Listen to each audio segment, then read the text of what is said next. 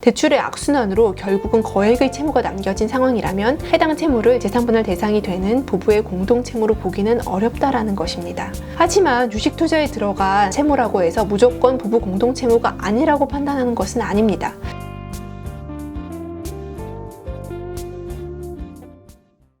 혼인생활 중 배우자가 발생시킨 주식 채무 어디까지 재산분할 대상인지 많이들 궁금해하십니다. 요즘 경제가 어렵고 고용 안정성이 떨어지니 주식 투자에 열을 올리는 분들이 매우 많습니다. 그런데 주식 투자를 투자답게 하는 것은 좋지만 자신의 자산 수준에 맞지 않게 엄청난 대출을 일으켜서 주식 투자를 해서 투자금을 완전히 잃고 빚더미에 앉거나 하는 경우가 많이 있죠. 이런 경우 변호사님, 이혼하는 마당에 배우자가 저랑 상의도 없이 발생시킨 주식 채무를 저도 책임져야 하나요? 라고 묻는 분들이 정말 많습니다. 그와 관련한 하급심 판례가 나와서 소개드리려고 합니다. 원고는 자신이 부담하고 있는 2억 5천여만 원의 신용회복 채무가 부부 공동생활에 기하여 발생한 채무이니까 재산분할 대상에 포함되어야 한다는 취지로 주장하나, 원고가 피고와 상의 없이 주식 투자를 해서 이 사건 아파트를 담보로 6천만 원을 대출받았고, 이후 위 대출금을 상환하기 위해 다시 이금융권으로부터 고금리의 추가 신용대출을 받게 되었는데, 위 채무 발생 경위와 대출금 사용처 등에 비추어 위 채무는 원고의 개인 채무에 불과하다라고 판시하였습니다. 그 이유는 원고가 제출한 증거만으로는 위 각 채무를 부담하게 된 경위와 채무의 사용 내역이 불분명하므로 이를 일상가사에 관한 채무이거나 부부 공동생활에 기한 채무로 볼 수 없어 재산분할 대상에서 제외한 사례입니다. 즉, 집을 담보로 대출을 받아서 주식 투자를 하다가 그 대출금을 갚기 위해서 고금리 추가 대출을 받고 대출의 악순환으로 결국은 거액의 채무가 남겨진 상황이라면 해당 채무를 재산분할 대상이 되는 부부의 공동채무로 보기는 어렵다라는 것입니다.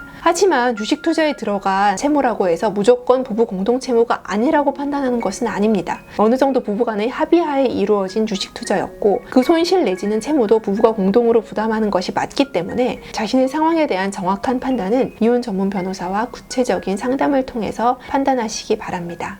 시청해주셔서 감사합니다.